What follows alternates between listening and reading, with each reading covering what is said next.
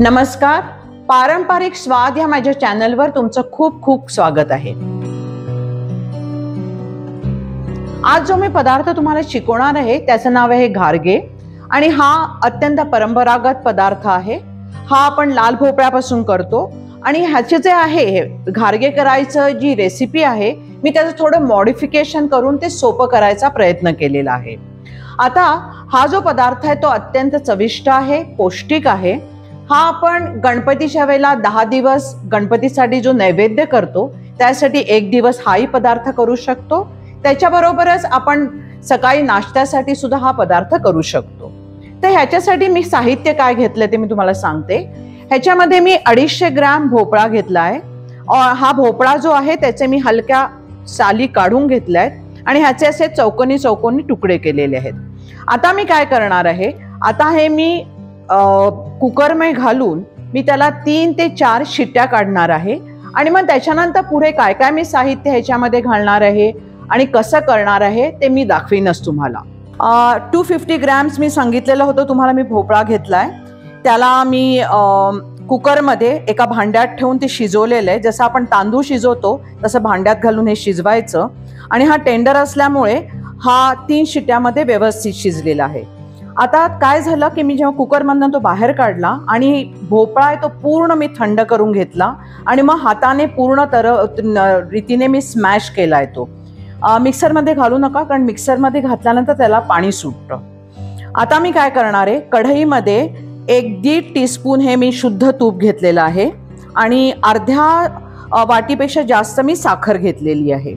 आता ह्याच्यामध्ये लाल भोपळ्यामध्ये थोडासा गोडवा असतो त्यामुळे साखर थोडी कमी लागते।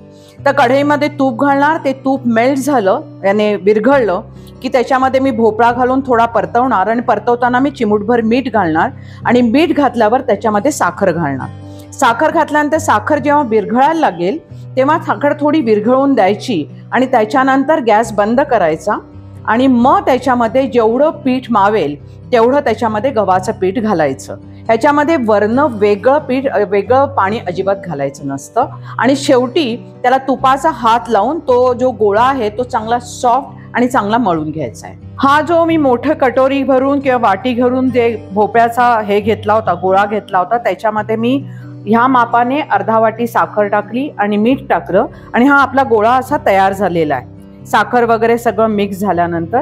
आणि हे मी आता 2 वाटी मी गव्हाचं पीठ घेतलेलं आहे। आता हे मी ह्याच्यामध्ये मिक्स करणार आहे आणि ह्याच्यामध्ये जेवढं मावेल तेवढंच मी करणार आहे, वरनं मी पाण्याचा हात त्याला लावणार नाही। मी तुम्हाला घारग्याचे पीठ करताना दाखवलेलं होतं। हे तयार केल्यानंतर हे असं दिसतं, ह्याला पूर्ण भोपळ्याचा असा पिवळा छान रंग आलाय आणि हात लावून बघा ते अत्यंत सॉफ्ट झालंय। आणि शेवटी मी त्याला फक्त तुपाचा 1/2 टीस्पून हात लावलेला, किती सॉफ्ट झाले ते बघा। आणि आता माझे हे घारगे तळून झालेले आहेत, टमटमीत छान फुगलेले आहेत ते छानसे। आणि दुसरी गोष्ट म्हणजे मी हे सनफ्लॉवर ऑइलमध्ये तळलेले आहेत आणि पूर्ण घारग्याचा बघा, घारग्याला पूर्ण असा पिवळसर छान गोल्डन रंग आलेला आहे। आता हे जे घारगे आहेत त्याच्याबरोबर तुम्ही हिरवी चटणी करू शकता, जी आपण सणावारी करतो किंवा घरी करतो। खोबरं, त्याच्यानंतर मिरची, कोथिंबीर, त्याच्यानंतर मीठ, थोडंसे साखर आणि चिंच हे करून मी वाटून घेतलेली आहे। कोथिंबीर भरपूर घाला, थंडीचे दिवस आहे, छान फ्रेश कोथिंबीर येते। आणि त्याच्याबरोबर तुम्ही जर का हे घारगे ह्या शुद्ध तुपाबरोबर खाल्ले तर त्याची चव खूप कमालीची येते। तर मी सांगितलेल्या प्रमाणाप्रमाणे तुम्ही हे घारगे अवश्य करून बघा आणि कॉमेंट बॉक्समध्ये मला अवश्य लिहा तुम्हाला हा पदार्थ कसा वाटलेला आहे। आणि माझा जो चॅनल आहे पारंपरिक स्वाद बाय माधुरी, ह्या माझ्या चॅनलला लाईक, सबस्क्राईब आणि शेअर करायला बिलकुल विसरू नका। दुसरी गोष्ट म्हणजे तुम्ही राईट साईडला जे बेल आयकॉन आहे त्याला पण प्रेस करा, त्यामुळे शुक्रवारी मी जेव्हा नवा पदार्थ त्याच्यावर अपलोड करीन तेव्हा तुम्हाला तो पाहण्याचा आनंद आणि प्रमाणाप्रमाणे करून बघण्याचा आनंद अवश्य मिळेल। तर पुढच्या शुक्रवारपर्यंत नमस्ते, धन्यवाद।